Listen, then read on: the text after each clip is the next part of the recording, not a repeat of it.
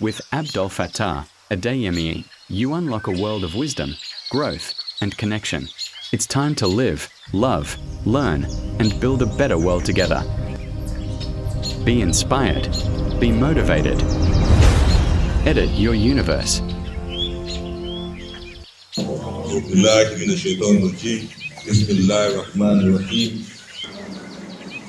Assalamu alaikum wa rahmatullahi ta'ala wa barakatuh. My name is Abdul Fattah Adeyemi. The topic of discussion is living a beautiful life, right? Living a beautiful life, or what we refer to as a good, wholesome life, as an Islamic lifestyle standard, so to speak. The whole of the talk will be based, the concept of what we shall discuss will all surround the verse of the glorious Qur'an in Surah An-Nahl, chapter 16, verse 97 of the glorious Qur'an, where Allah subhanahu wa ta'ala says, A'udhu billahi minash shaitanir rajim. Man amila salihan min dhakarin aw untha wa huwa mu'min falanuhyiyannahu hayatan tayyibah wa lanajziyannahum ajrahum bi ahsani ma kanu ya'malun. Whoever works righteousness, man or woman, and has faith in Allah, verily we will certainly enliven him with a good, wholesome life, and will bestow on such a person or such people their reward according to the best of their actions. Their rewards will come according to the best of their actions, not the small ones, not the ones that are not too good, not the manageable ones, not little actions. Allah will select the best and reward you based on that, the best. Meaning that, Allahu Akbar. Let's say you have done 100 deeds. 80 of them are not good enough. Some other percentage were ruined with bad intention. Allah will now look for one particular one where you score highest, and He will now judge you over 100. Yes, we are going to give them their reward bi ahsani ma kanu ya'malun, with the best. Hasan, then ahsan, the best of the things that you have done. This is a bonanza, and I feel very happy about it. So that means that by default, Islam has given us the beautiful life.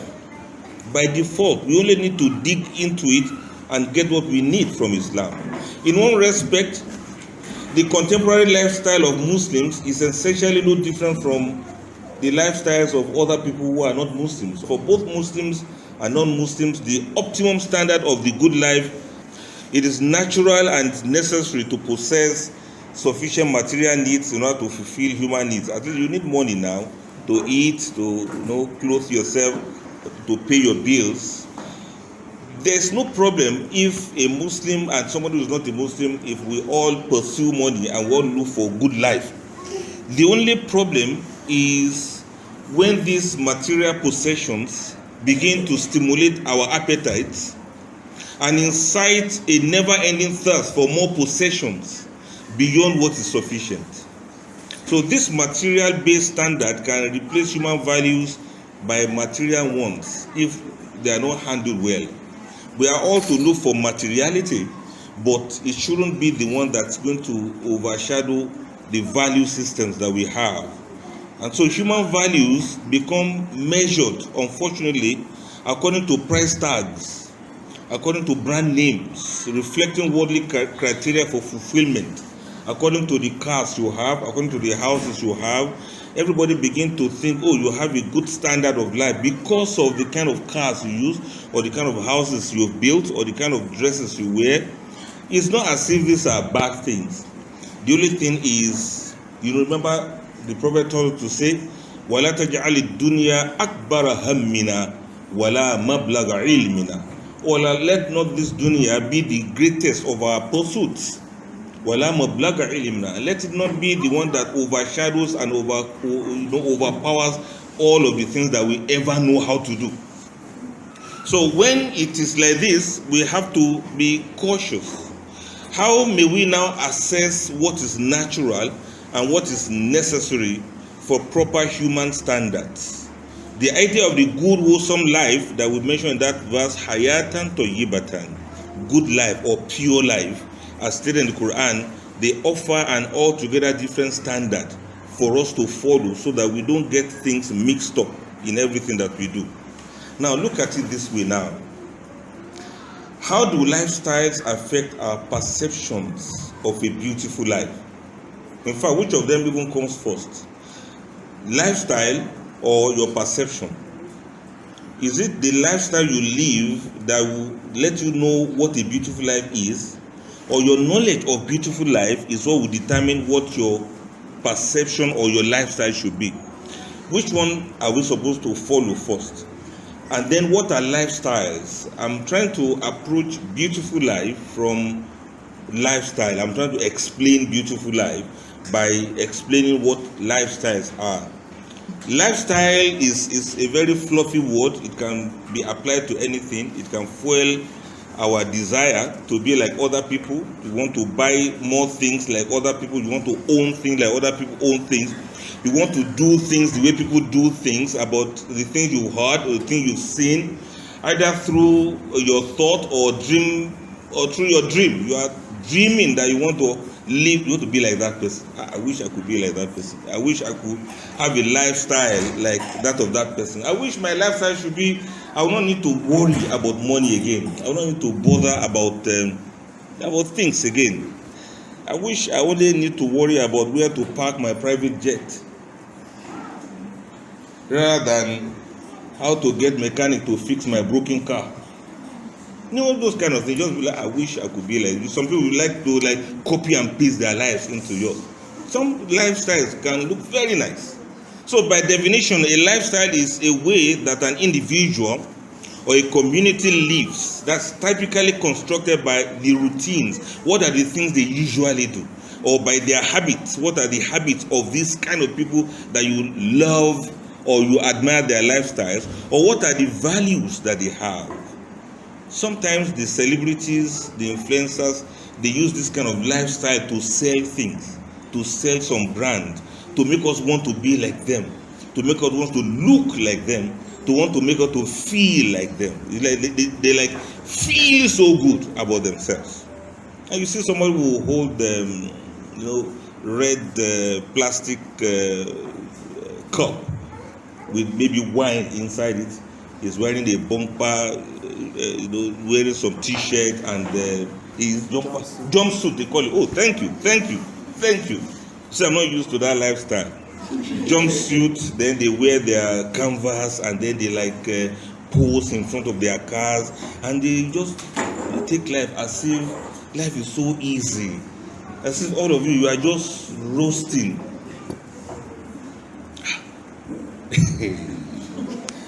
You know, when you entered into an aircraft sometimes, there's the economy side, there's the business class. Then, those of you who are sitting at the economy class, the hostesses, when they want to draw the curtain, they look at all of you somehow as if now Nasabi. As if then they pull the curtain like that. And you be like, so you are shutting us out of life. Yeah, then the people in the first class, if it's an aircraft where you have to pass through where they sat, they will have disembarked. They will have gone down, then the rest of you will be kept standing and waiting until when they are done. Then they will now open that place, then all of you just file out like that. Then you looking at the places they sat, you wow, some people sat here. When we were there squeezing ourselves, we don't even know this armrest beside us, we don't know whose it is. Because there's somebody beside you, you're also here, you don't know, is it my own or is it that person's own? Then you feel just chill like that. And you are going to remain like that for as long as the flight sustains. Subhanallah. Then you be nice, when they are passing these snacks, you collect for your neighbor and you pass to the other person and you go and taste first class and see lifestyles. Yes, lifestyles. There are some people who don't do any other flight apart from the business class. They are used to it, and when you look at the cost, it's 120% more than yours. You're After all, we all get there at the same time. Yeah, you like turn it to rough like that. You like. Yeah, you just psych yourself. After all, we all get there at the same time. They are wasting money. Somehow, sometimes it's usually a facade. You just think their lives are better than yours, right? Tell me the truth. If you never thought like that, you think their lives are better. You think they don't have problems. You think they, mashallah, define problem. It is first class. We know that some of these celebrities and influencers and the big shots, we know that they also have a life. But it's a kind of lifestyle that they have built around themselves. Sometimes the media assists in building these lifestyles. This profile sometimes is one-sided. We only see the beautiful side of it. We don't see the other side of it. And almost anything can be considered a lifestyle. But let's look at how we can see much more than that. It's very broad. That's what I'm trying to say. I only gave those people's lifestyle as example of lifestyles. In fact, there are some magazines they name lifestyle. There are some TV programs they name lifestyle. There are some pop TV programs that you see all about lifestyles. How people live, and it's usually good. It's usually nice. It's usually very, very interesting. I only don't know why or whether we notice that when you watch this lifestyles thing off record. I watch it sometimes.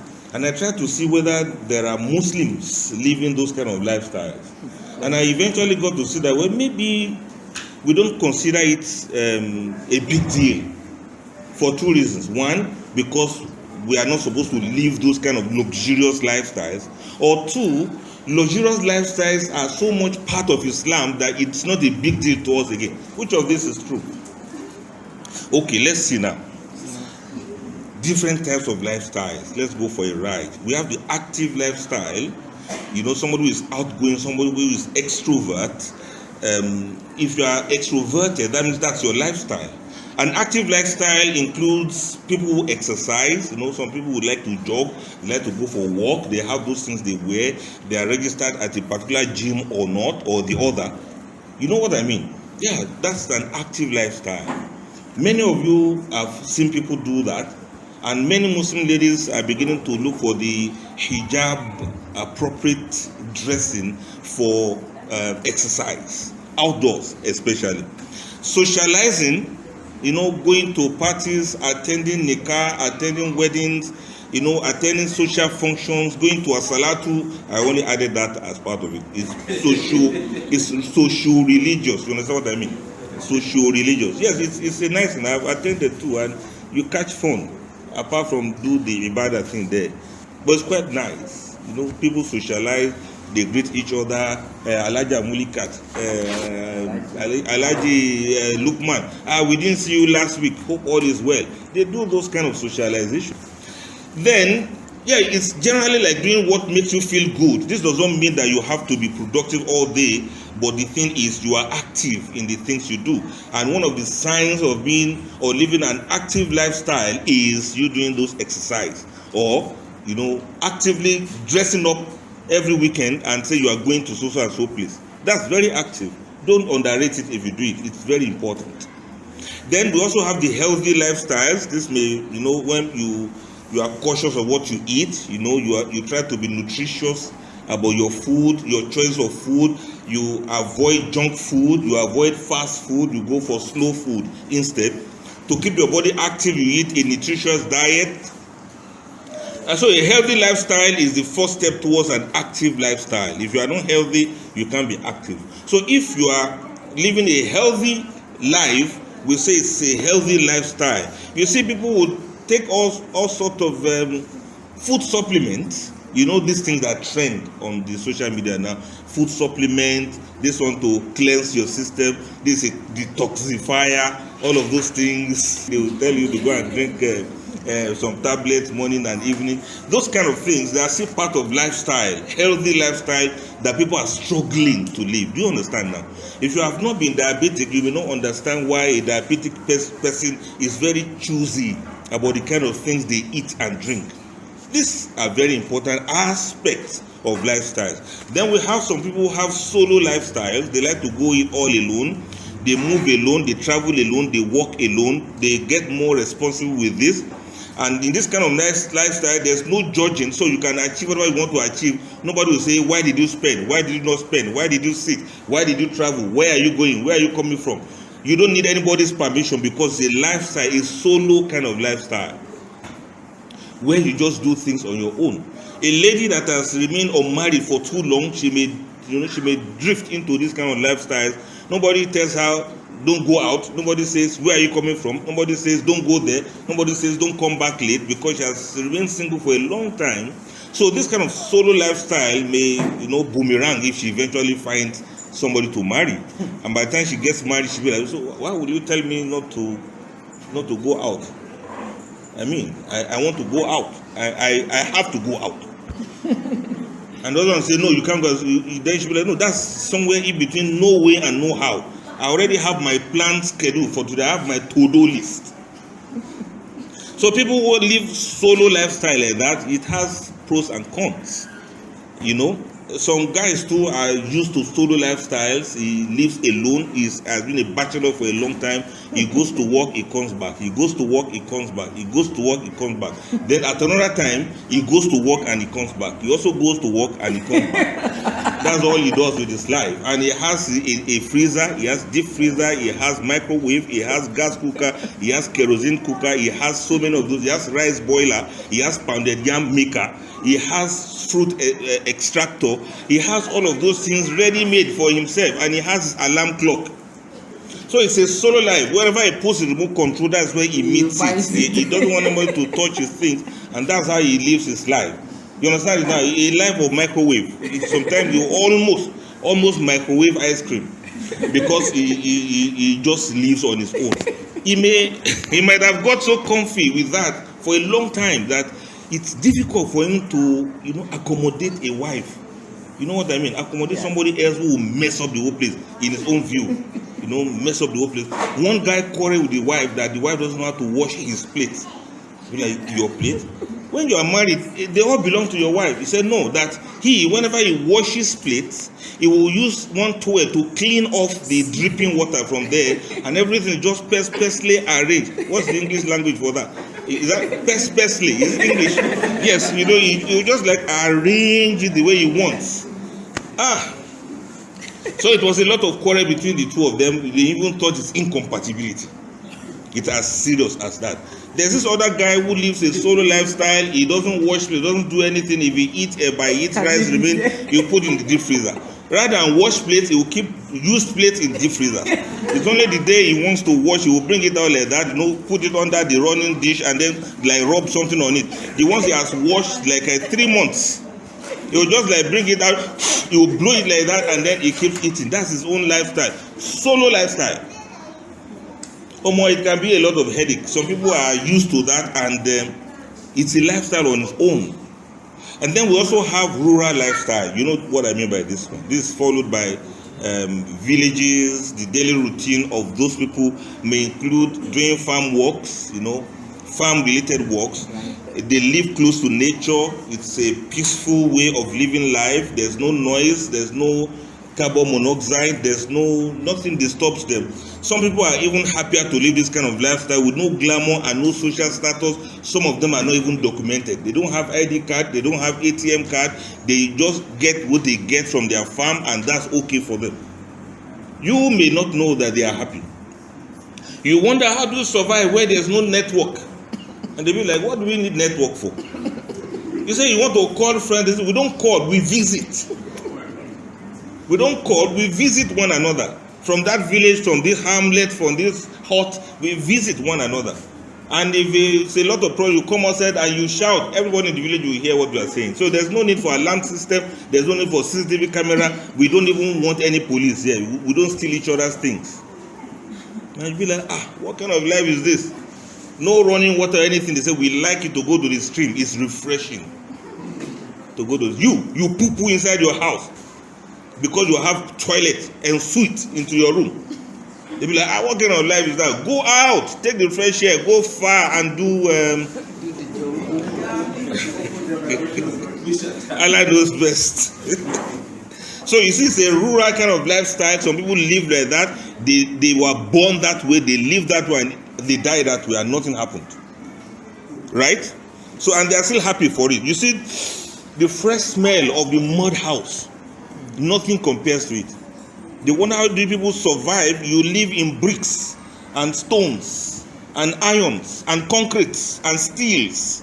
They wonder how do you live life? No flowers, nothing. Everything is matched together. You live in high-rising building. You don't. Woe betide you if your neighbor upstairs eats pounded yam. They be like, what kind of life is this? They don't like your own lifestyle the way you also suspect theirs. Then we also have the opposite of that, the urban lifestyle. Those who live in the urban centers, concentrated cities, the fast-paced lifestyle. Drive here, drive there, stay 2 hours in traffic, waste 3 hours in traffic, pretend to be listening to radio, your eardrums are bustling, you are juggling to control your vehicle so as to hit another vehicle or not somebody else to hit you. You are suspicious of every other person on the road as if they are all crazy and mad people. You think they are also looking forward to hit you by all means. And then you stop at traffic light, and then the traffic light just make you to stop and blink towards you at the time. And then it's not a respecter of whether you're in a hurry or not. And everybody is in a hurry, far, wants to do things. This is a kind of lifestyle that some people are used to. That's why those who live in the urban centers, they don't like any other lifestyle apart from that. It can be very tough, but very exciting too, if you know how to enjoy it. It can also be very expensive. Sometimes the kind of house rent you pay, you dare not tell people in the village. And the kind of car you use, even your chief in the village is not using that kind of car. Yet you still think you are a poor person. Oh! So it sometimes brings more material goals to you if you are in the urban center living urban lifestyle. You like to, acquire certain things. It's even a status thing now to say, where do you live? You don't want to say I live in so-so street. Anyway, say I live in so-so estate. Queen's estate, King's estate, Paradise estate, all of those things, these deceptive estates that we live with seriously looking security guards that everybody has to call you before they come to see you. And then we think it is okay like that. We think it is okay like that. I'm not saying it is not okay. I'm just amazed how we just follow trends like that. These are the kind of lifestyles some people created for us. And then we must buy into it. You buy just 2-bedroom flat, they say it is 15 million. Why? Because it is so and so place. Like, excuse me, this is going to give me how many houses? In the village. In the village. 15 mil. You buy just 2-bedroom flat. And then everybody wonders, are you okay? Is anything wrong with you? You say, I'm okay now, and nothing is wrong with me. I tell that to the people in the village. They will confirm that something is wrong with you. Then with all the money you make, you spend this amount on school fees, 1.5 million for one term. For nursery school, I won't be like. Then some people almost like curse you for doing that. Well, it's a lifestyle, though. Nobody forced you. You are the one that stuck your neck because you went to school and because you want to remain in the city. And so, Allah knows best. I'm not discouraging you. If you have your money, blow it. It's all yours. Baruana. Then we also have the nomadic lifestyle. People who move from one place to the other. You understand what I mean by this? We have example of that in Nigeria. They move with their cattle, move from here to here. Some people are not cattle rearers, but they still live nomadic lifestyle. You cannot stay in one place for long. Some people cannot stay in a particular place for 6 months. By virtue of their job, some people go for transfers here and there. Transfer to Lagos, transfer to Port Harcourt, transfer to Kano, back to Abuja, and then from there, transfer to another place. So people, these are also part of a lifestyle. Some people enjoy it. They are not stable, but they are not bothered. Their children will do nursery 1 here, they will do nursery 2 in another place. Allahu Akbar. But we also have digital lifestyle, the one that many of us are living. Most of us, we live half of our day in this lifestyle. Can we do phone fasting, not to touch your phone for 3 hours? Some people will die before that 3 hours. They will develop anxiety. it will degenerate into a mental health situation for some people not to touch their phones early in the morning. People are going more and more digital as time passes. A digital lifestyle is a good or bad lifestyle, depends on how you look at it, you know. It can benefit us in many ways. It can also harm us in many ways. It can benefit us because you can connect with people, with more people than in real life. You can learn a lot. You can know what is happening. You can, can be current. However, a digital lifestyle can be harmful to us because our lives are depending on it. Digital lifestyle has also led to some people losing their marriages, losing very important opportunities because they were all there in the digital world, not in the real world of normal human beings. Allahu Akbar. May Allah have mercy on us. There are so many other types of lifestyle. We have the corporate lifestyle, corporate. That's people who like to wear, corporate dresses. Let me say it boldly. Suit and tie, that kind of lifestyle. Suit and tie, shirt and tie, Suit and skirt. Yeah, some ladies too, suit and skirt. Thank you. It's a kind of lifestyle. All they do is file. All they do is have big offices. You wonder, what do these people actually do? Many of the things they do are quite abstract. But they like to wear this tie because that's the office life. Yes, let me put it another way. Office life. They like to go to the office. They have office bag. They go in the morning. They close in the night. Amongst them are those people who do this 9 to 5 thing. That's one of the worst inventions in human economy. I don't want to tell you disadvantage, but it's a corporate lifestyle. You have the office set up. Here's the secretary. Here's this one. Here's the boss. Those kind of things now. It can be very boring sometimes. Very boring. You can't wear anything you want. They say, no, this is how you must dress. Corporate dress. This is how you must appear. They give you the rules. You also feel in your mind that this is a kind of lifestyle that requires certain servicing. It determines sometimes where you go to eat. You don't see such people go to Mama Put or go to local Amala joint. Unless they have to loosen the tie a bit, and they like to go to places, those kind of places you watch on TV, to go and have a dinner. They don't call it afternoon food, they call it lunch. Let me invite you for lunch. Those kind of things. It's a kind of lifestyle they've created. They may have the money, they may not have the money. Many of those things are just ephemeral. At the end of it all, they say have to come deep down to reality of life and begin to survive like other persons. So you see, let me not talk too much about corporate lifestyle. You all know what it is. This is the boss. They have all of those things. They have their ways of doing their things. For some people, that's the only life they ever want to live. They can't imagine any other life. But for some other persons, it is boring. How can I be wearing coat and tie every day? For what? Can't I wear anything that I want? No, you can't do that here. Hello, excuse me. Have you looked at yourself in the mirror today? Please don't ever come to the office like that. In fact, we serve you a query for them. I just want to wear what I want to wear. No. You see, sometimes it's a substitution. You believe that your brains cannot function well without wearing those things. It's like what you wear is a stimulant to your brain to be able to function at a certain level that some people have created for you as your lifestyle. Whether you like it or not, you key into that. Oh, Allahu Akbar. May Allah have mercy on us. Farming is another lifestyle. They appear in some ways. They don't bother about some things, but they are extremely very rich. I'm telling you. Go and find out. Very rich. Richer than the one that is wearing tie, and his salaries are measured for him every month. This one, what that salary man with coat and tie will make in 1 month, he just goes to the market casually, and that's what he makes in 1 day. Allahu Akbar. Then we have lifestyle of workaholic. There's another lifestyle. I don't know if you agree with me if it's a lifestyle. Poverty. Yeah, it is. Yeah, poverty is a kind of lifestyle, right?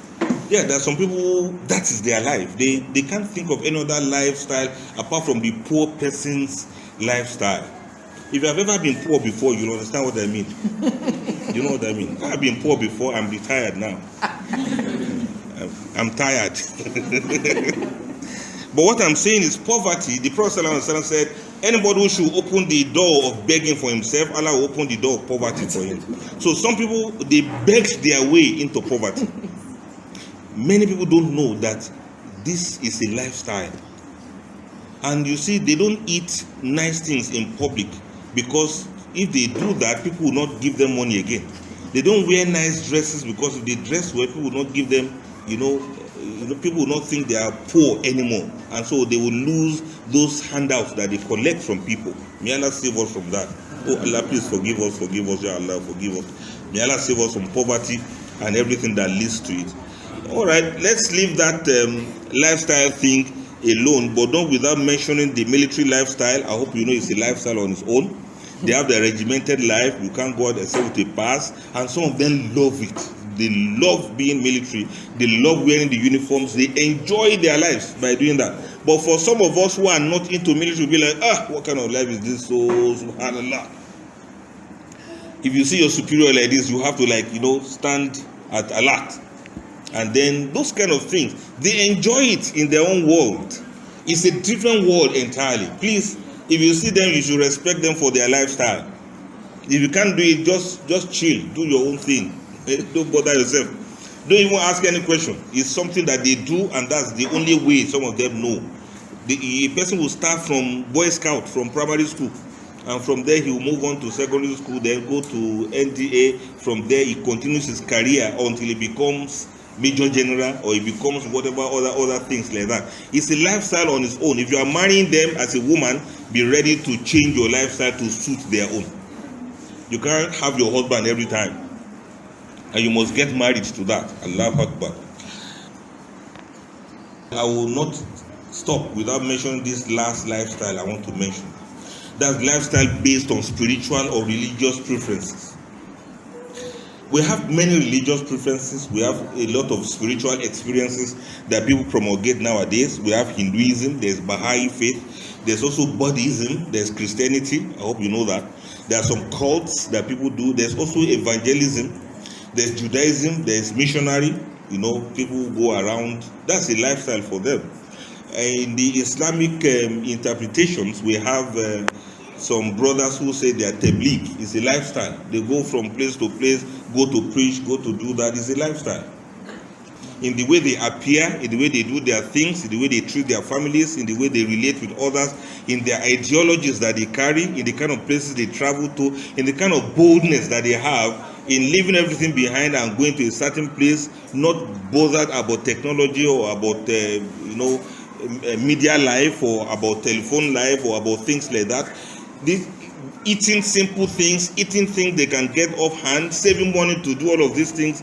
It's a complete lifestyle that can be very strange. Very, very strange indeed. But that is theirs. So the Christians, they have missionaries too. The Hindus, they have missionaries too. There are people who go around like that. The monastic people, we have the priesthood amongst them. There's also this one that may interest you, the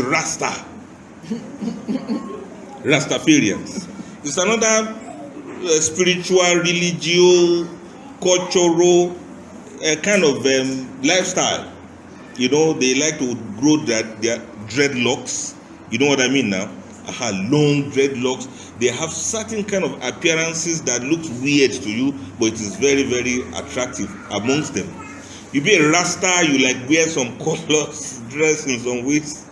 Let me not describe it so that you don't think I'm decrying them. It's their life. That's their choice. It's what they want to do. And sometimes we have the impression that they all smoke Indian hemp. Not all of them. Not all of them. Some of them see smoking Indian hemp as a kind of spiritual enhancement. Yeah, when you smoke it, they feel that you have some transcendence in the way you feel. Yeah. Some other religious cults also do that. They do drugs to enhance their spirituality. So we have the Rasta, we have the Zen, we have the yoga that some of you try to do nowadays. So it's all about religious or spiritual lifestyle. But what of Islam? Is Islam also a lifestyle? Yes or no? Yes. Why is Islam called a deen? It's called a deen because a way of life. The word deen is a significant term used in the Quran, and it could mean a way of life. It can mean framework for governance. That is where you derive your Sharia, the way you adjudicate your matters from. It can be a way of recompense. That's deen. You know, you can't be deen. Have you seen the person who denied the day of judgment? So deen can be recompense. You live your life as if you are going to account for something. You understand what I mean? Yeah, you live your life as if somebody is watching, as if somebody is going to ask, as if somebody is concerned about what you do, what you eat. There are billions of people in the world, but you live your life as if somebody will hold me accountable for the opportunity of being in this world with these billions of human beings. So it is so much to you that even a drop of alcohol, you consider that somebody is going to ask you. You believe you are going to be asked. That's why it's a deen, something of recompense. It's also a reward, a requital. It's a judgment. It's a dominion. It's a way of obedience. It's a religion, or it's a kind of natural order. So the word has been used in the Quran in so many senses. You see Quran chapter 4 verse 125. Allah says, وَمَنْ أَحْسَنُ دِينًا, who is better in lifestyle, who is better in way of life, مِمَّنْ أَسْلَمَ وَجْهَهُ لِلَّهِ, than the person who has submitted his face to Allah. وَهُوَ مُحْسِنٌ, and is a doer of good deed.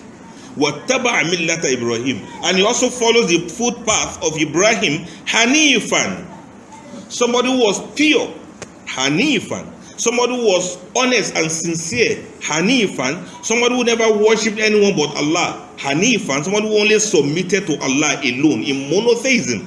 وَاتَّخَذَ اللَّهُ إِبْرَاهِيمَ خَلِيلًا, and because of that, Allah took Ibrahim as a close friend. In other words, this deen of Islam as a way of life, if you understand it the way this verse has explained it, then you have adopted the best lifestyle for yourself. And Allah also says, Quran chapter 5 verse 3, Allah says, Al-Yawm akmatu lakum dinakum, today I've completed your way of life for you. Wa atmatu alaykum ni'mati, and I've perfected my favors on you. Wa raditu lakum al-Islam dinan, and I'm pleased that Islam should be your way of life. Check that out. That's your lifestyle. If a Muslim, Islam should be your way of life, should be your lifestyle. Quran chapter 3 verse 85. Allah says, وَمَنْ يَبْتَغِي غَيْرَ الْإِسْلَامِ دِينًا, anybody who should choose another lifestyle apart from that of Islam, فَلَنْ يُقْبَلَ مِنْهُ, it's not going to be accepted from that person. وَهُوَ فِي الْآخِرَةِ مِنَ الْخَاسِرِينَ, and the person will be a loser in the day of judgment. Loser. What does that make you to feel? It makes you to feel that this lifestyle is a lifestyle that is geared towards a hereafter, certain hereafter that exists, and certain hereafter that we believe in. Then Allah says, هُوَ الَّذِي أَرْسَلَ رَسُولَهُ بِالْهُدَى وَدِينِ الْحَقِّ لِيُظْهِرَهُ عَلَى الدِّينِ كُلِّهِ وَكَفَى بِاللَّهِ شَهِيدًا. Quran chapter 48 verse 28. It's Allah that has sent his messenger with guidance and the religion of truth and the way of life of truth. All other ways of life are false. لِيُظْهِرَهُ عَلَى الدِّينِ كُلِّهِ, so that this Islam will supersede every other way of life. وَكَفَى بِاللَّهِ شَهِيدًا, and Allah is the best sufficient as witness for this.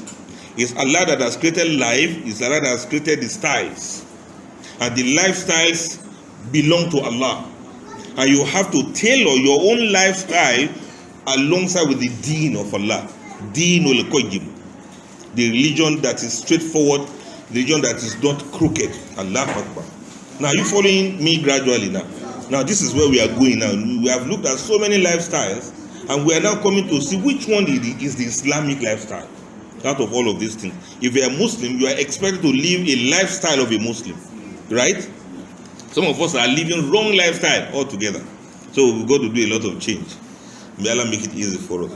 So what is Islamic lifestyle? Islamic lifestyle, I want to substitute it with a wholesome lifestyle. Wholesome lifestyle. And that's the one about the verse we mentioned earlier on about hayatan tayyibatan. When Allah says, Man amila solihan, whoever should do righteous deeds, min dhakarin aw untha, male or female, wa huwa mu'min, and the person is a mu'min, not Muslim alone, mu'min. فَلَنُحْيَنَّهُ حَيَاتًا طَيِّبَةً, Allah will reward the person by making him to live the beautiful life. And then, not only in this world, وَلَنَجْزِيَنَّهُمْ, and he's going to be rewarded in the day of judgment, أَجْرَهُمْ, bi ahsani ma kanu ya'malun, with the best of what he has done. Now, what is this hayatan toyibatan that we are talking about? It comes in so many ways, and we have also seen that it is something that has to do with both world, this world and the hereafter. Number one of aspect of hayatan toyibatan is to have what we refer to as intentional living. Once you set your intentions aright, every other thing will fall in place for you. You will live a very good life. The Prophet ﷺ said, "Innamal a'mal binniyat." Actions are to be judged according to the intentions, and this intention is so very important. وَلِكُلِّ مُرِئٍ مَا نَوَى. For everybody is what he intends to do. That means you go through life intentionally. This is how to live a beautiful life. Beautiful life, wholesome life, Islamic life. I'm putting all of them as if they are synonyms. Intentional living. Living your life with intention. Everything you want to do, you have an intention. You want to make salat, you have intention. You want to make ablution, you have the intention of making ablution for worship. Then you want to eat, you want to sleep, you want to drink, you want to ride a car. Why do you want to have a nice car? Why? Why do you want to have a nice house? Why? Because other people are doing it? Class. Because you want to belong to a class? No. You know, we are in this world for ibadah, right? وَمَا خَلَقْتُ الْجِنَّ وَالْإِنسَ إِلَّا لِيَعْبُدُونَ. Allah has neither created the jinn kind and mankind except to worship him. I need you to infuse the intention of making it ibadah in whatever thing you have or own. Do you understand what I mean now? Not necessarily because anybody is going to appreciate you, or you don't really care about what people say. If you live life caring about what people say, you will still be disappointed. You understand what I mean now? You want to have these things as a way of ibadah.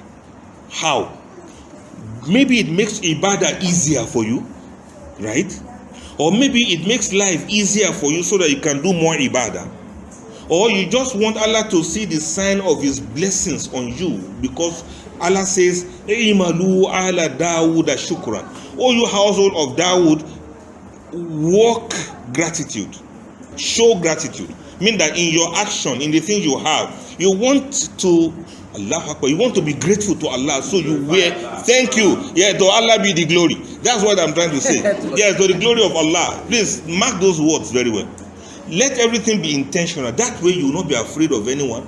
You will not run beyond what you can do, because you know this is who I am, this is where I am, this is what I want to wear, and I'm going to wear mashallah, loosely anything I want to wear for the sake of Almighty Allah. You grab my gist now. To live a beautiful life, just have that good intention. Not to impress anyone, not to oppress anyone, not to suppress anyone. You know what I mean? And you are not doing it because you want people to praise you or because you want to trend in the social media. Many of these things are false. If you do it for those things, you will always be disappointed. If you want to do it because you want to belong to the class of rich people, there are those of them who look at you and say, "Look, where have you been? We don't know you. You don't belong to this class."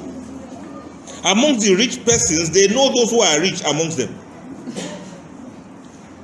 Let me move on. I don't want to speak too much on that because we have a long way to go. You know what I mean by all of these things I'm saying? Just make your intention to be all right. In fact, you can join politics. You can have political lifestyle. If your intention is to serve Allah by serving your people, then you are okay. You know, just put it's like password. Just put the password and you are okay. You don't need to worry at all. So to have a beautiful house with swimming pool and things like that, there's nothing wrong with them. Just put the intention in place. You understand what I mean now? Thank you for understanding. Then another way of living a beautiful life is minimalism. As the motto goes, less is more. It is living with the minimum amount of objects you need and disconnecting your attachment from these items. You have them, but you are not attached to them. You have very nice phone, expensive phone, but your life doesn't depend on it. Do you understand what I mean now? You have a very nice car, but your life doesn't depend on that car. You still have your life. You are in a very good position in your office, but that is not your life. You know that all of those things are artificial, but you are still yourself. That's minimalism. It doesn't enter into your head. You are still yourself. Opposite to this is maximalism. You see, it's almost like word and opposite. Maximalism is for you to make the maximum use of what you have. Maximally benefit from what you have. You know what I mean by that now? So sometimes it can be a kind of bold expression and connection with what you have, but you are making the best use of it to your advantage. Not for you to build so many things that you cannot use. You know what I mean now? It's just like even if it is 2-bedroom house you have, you maximize the use of it such that it becomes very useful for you. Allahu Akbar. Another thing that can give you beautiful life, we call it essentialism. That's you only focus on what is essential in life. You don't go too far this way, you don't go too far this way. Essentialism is a moderation between minimalism and maximalism. Thank you. The Quran says, وَالَّذِينَ إِذَا أَنفَقُوا لَمْ يُسْرِفُوا وَلَمْ يَقْتُرُوا وَكَانَ بَيْنَ ذَلِكَ قَوَامًا. Those who, when they spend, they are not extravagant and they are not niggardly. And they hold a just balance between the two extremes. That's the moderation, and that's what we call essentialism. If you can have essentialism in your life, then your life is going to be very, very beautiful. The Prophet ﷺ said, Khairul umur awsatuha. The best of all affairs is the balanced one. If you can be balanced in your life, then you are going to have a beautiful life. And that's what Islam is all about. Islam is a balanced religion. Ummatan wasatan, the balanced ummah. Not too much like this in flamboyance, and not too much like this in miserliness. Thank you. So another way of living a beautiful life under Islam is to have what we call slow living. You know, you talk about fast food, right? And then you talk about slow food. Fast food is one you do, how do I put it? Sharp like that. You just put things together. You call it fast food. Then slow food is a food that you cook gradually, and you get the best of taste from that. The same thing with our life. Slow living is when you take one day at a time. Approach your daily activities in order to enjoy the present. Not the way I'm looking for, what's the English word for gri or gra. Not this one that we run up and down. You lose focus. You don't, Allah Akbar. You walk past things, you eat food, you don't even feel the tastes anymore. You are not even concerned about what it looks like. You don't bother about what it smells like. You don't bother about what it feels like to eat certain things. So you are in the world of fast food. Then fast living is the same thing as that. You live day in, day out. You don't benefit anything from the blessings of the day. Astaghfirullah, may Allah forgive all of us. When you are constantly busy, your life can feel chaotic and very stressful. Sometimes you feel depressed, you feel used, you feel exhausted. All of the things that should interest you, they don't interest you again. You no longer experience braingasm with the things that you do. Everything gives you headache. It's because you are living a fast life. If you live a slow life, you'll understand that things are gradual.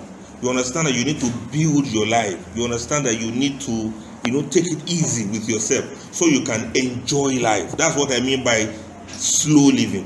Similar to slow living is simple living. Simple life. Take it easy.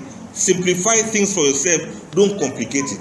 Another way I want to describe that is downshifting. Allahu Akbar. Downshifting is something that emphasizes making gradual or small changes in your life rather than complete lifestyle change. Downsizing is you have so many things you want to do, but you decide to pick them one after the other. Sometimes it can take some time of your life. Maybe your children are still in school now, and you want to, downsize the kind of car that you drive. You understand it now?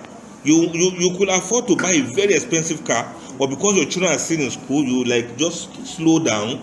Ensure that they pass through school, you pay their school fees to some extent, then you now move on to another level, You may not build your own house yet, not because you don't have the money, but because you have some other things on the way. That's what we mean by downshifting. You pick it one at a time. If you can do this, your life is going to be beautiful. You will not be under duress. Imagine if you are to pay school fees and house rent at the same time. You can imagine the stress. All the money you have worked for, you just like pack them and give to your landlord, and you'll be looking at him with bad eyes. It's not his fault. He has to collect his rent. And then you start quarreling with the school authority where your children go to school. You say they reminded you too much. They have to remind you. Why? Because if you know how to downsize your life, you'll be able to take one step at a time. In fact, make sure school fees and house rent don't fall at the same time. That's what I mean by that again. Then sustain your living. Any kind of lifestyle that you cannot sustain is not a beautiful lifestyle. Right? If you have a car you cannot maintain, you have a house rent that you cannot pay, then you are not living a sustainable lifestyle. Live a kind of lifestyle that your income can contain. Or if you think you want to get something bigger, then get a bigger job or do some bigger things or some different things that will not affect the simple life that you want to live. Life of not being pushed around by anyone. And alongside with that also, we have the halal living generally. If you live a life of halal, it's possible your life is going to be beautiful. What do I mean by that? Earn what's halal. Earn from halal source. That's a rizqul halal fi dunya. Halal sustenance in this world, then a rizqul halal fi dunya can also be goodly sustenance in this world. Pure sustenance. Rizqul tayyib. Allahumma rizquna rizqan wasi'an tayyiban mubarakan. The Prophet taught us to say, oh Allah, give us the arziki, the provision that is wide, broad, plenty. Wasi'an mubarakan, but with blessing in it. Tayyiban, and with purity. If you can pray for this, then you are going to get a beautiful life. And then let me mention this other one too. Contentment is another way of living a beautiful life. That's al-qana'ah. We call it contentment. When what you have, you are contented with it, your life is beautiful. The Prophet said, "Laisa al-ghina an kathratil arth, walakinna al-ghina ghina an-nafs." It is not wealth or richness for a person to have abundance of worldly goods, but richness is contentment with your lot, with whatever Allah has given to you. And that's why we should pray, Allahumma qanni'ni bima razaqtani wa barik li fihi wa akhlif alayya kulla ghaibatin bi khair. Ibn Abbas related this hadith that the Prophet taught them to say, oh Allah, make me contented with the provision you have given to me, and bless me in it, and appoint good for me in everything which I do not have. Even thing I do not have, let it be that it is good for me that I don't have it. That's the peak of all contentment. Allahu Akbar. May Allah make it easy for us.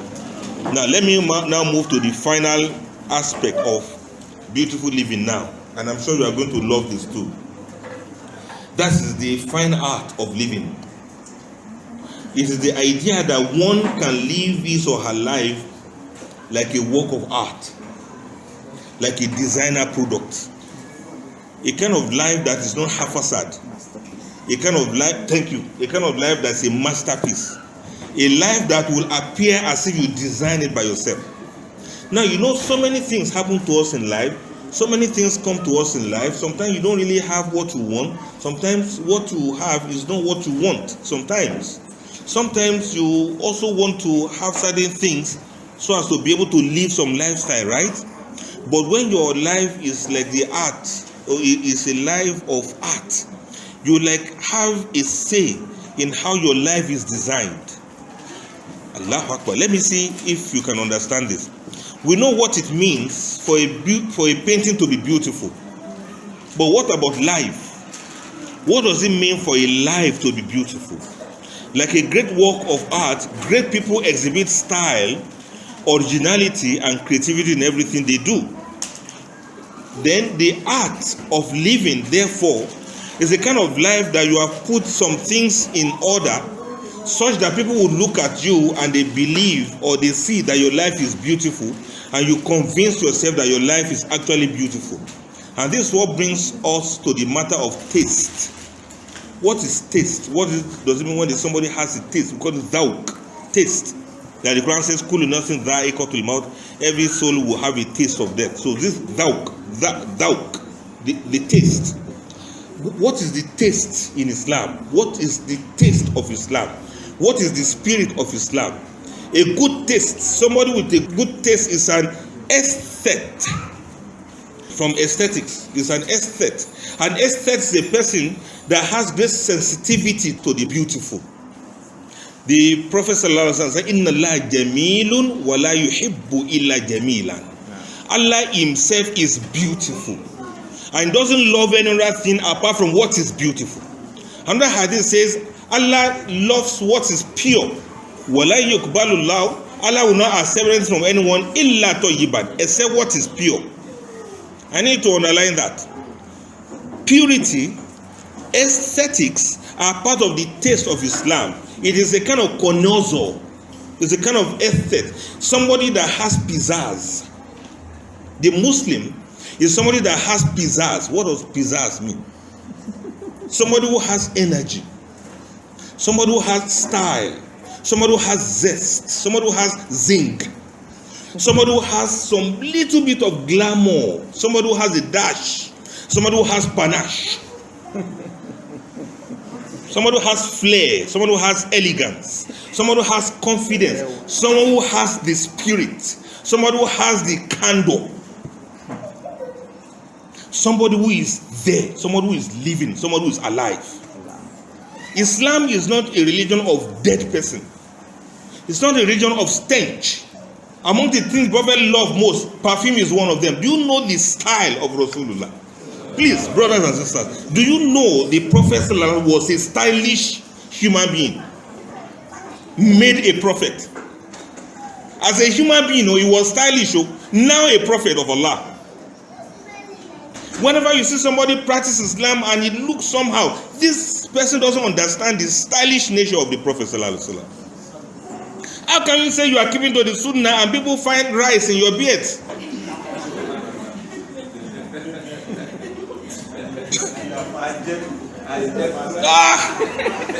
Ya Allah! It's painful.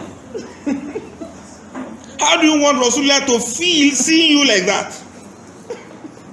If there's no zest, there's no life, there's no bounce, there's no spring in your moving, you move around and you are slouching. Did you hear about Sifat Rasulullah? Whenever he was moving his chest up, and he moved determinedly.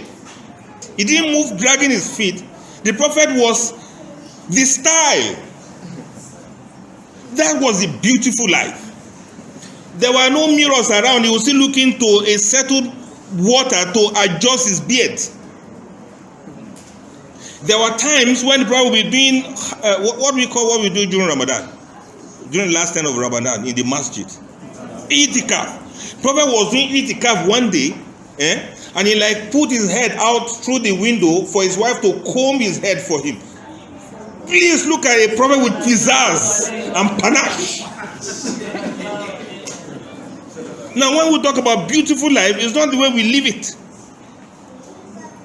Some of us, we don't even know what beauty is anymore. Look at call to adhan. It is beautiful on its own.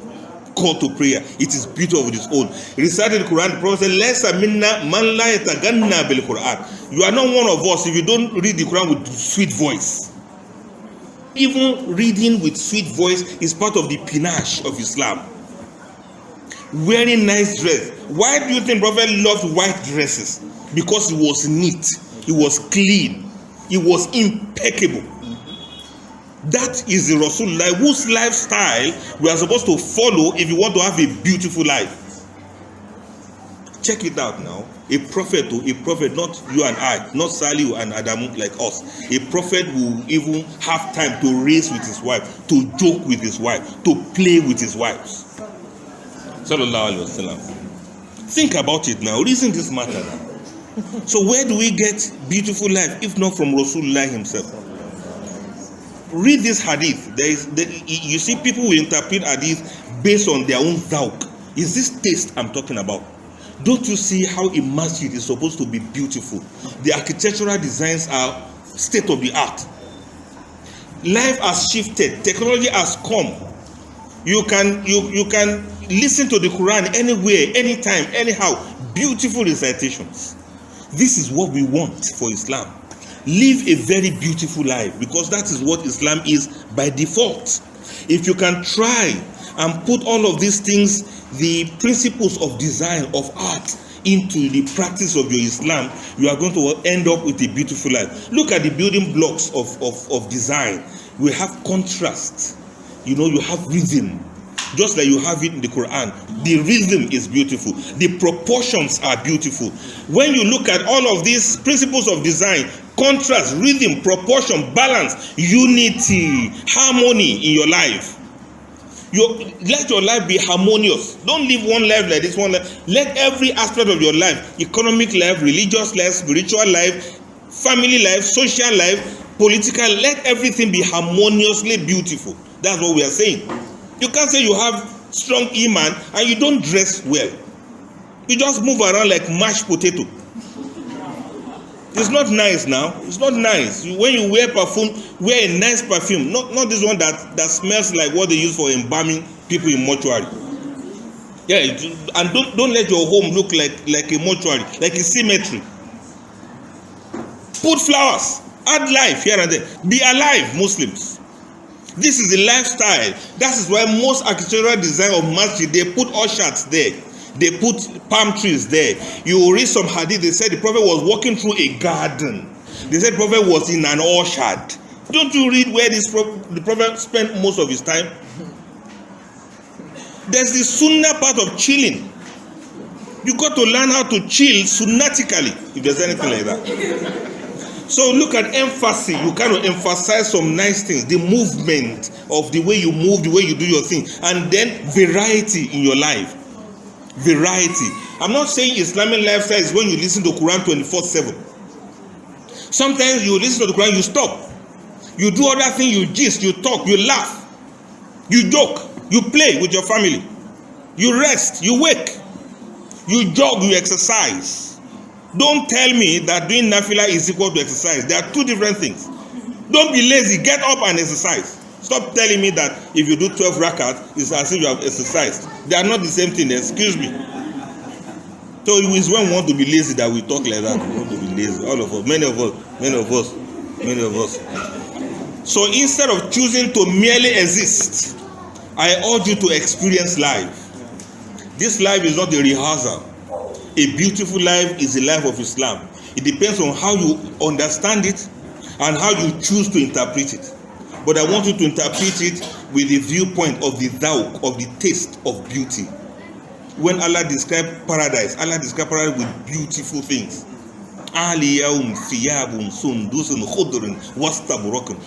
You see, they will cover themselves with some clothes made of brocade, golden things. This one is green, this one is that. These are beautiful things. Allah is enticing us with paradise so that we have fit dunya hasana wa fil akhirati hasanata. It's for us to understand that we should live life here. I urge you to live a life that is beautiful. It doesn't always have to do with money. Everything is not money made. Most things are mind made. If you position your mind to have a beautiful life, you will get a beautiful life. The prophet said the affair of a believer is good, always. If Allah gives him what he wants, he is grateful. If Allah tries him with some things, he is also grateful. So it's all the same. That's why it is mind-made. A poor person that you call poor, if he knows how to live a beautiful life, he will be happier than you. You know, it's like when you drink water, you enjoy the taste of water in your mouth, unless you have dental problems. Whatever food you eat or drink, savor the taste in your mouth. Don't just gobble the way we do. If you want to sleep, sleep very well. That's why the prophet will say, lie on your right side and make dua before you sleep. That means you sleep intentionally. Not you fall asleep on the couch in the parlor, and then you wake up with your neck tilted to one side with a lot of pain. May Allah forgive me. Yeah, may Allah forgive me and forgive all of us too. We have not been doing this Islam well, honestly. If we look at it very, we are not trying at all. Some of us try, some of us we try. We try so much, we got 30%. But let us try more. Instead of choosing to exist, please experience life. Experience the time. Experience now. Don't kill yourself with thoughts. Don't kill yourself with anxiety. Enjoy the beauty of the smile on the faces of your children. Enjoy the beauty of wearing what you have. Enjoy the beauty of being contented with what you have. Enjoy the beauty of your small room apartment, as small as it is. If Allah provides for you, buy paint it beautiful color, and eat what is good for yourself. Kulu min tayyibati ma razaqnakum. Of the purest thing we have given to you, eat of it. So long as it's not haram, go ahead and eat good food. Please, fi sabilillah. That's how to live a beautiful life, and it is most beautiful when the whole of your life is of benefit to others. Khairun nas anfa'uhum linnas. When you bring smiles to the face of others, when you help those who cannot even thank you, and when you assist those who are weak, and you let your life and your existence be an aesthetic thing in the eyes of people, in the eyes of Almighty Allah. When your existence brings beauty to the lives of others, when your existence brings joy to the lives of others, when your existence brings smile to other people, when you promote what is good and you are engaged in doing what is good, that way you can live a beautiful life of pizzazz and panache. Welcome to a beautiful life. Assalamu alaikum wa rahmatullahi wa barakatuh. Welcome to a place where we celebrate your greatness and nurture your path to even greater accomplishments. Acquire Abdel Fattah Adeyemi's soul-lifting handmade masterpieces and experience the divine beauty of Islamic artistry. Join the community. Transform your life. Edit your universe.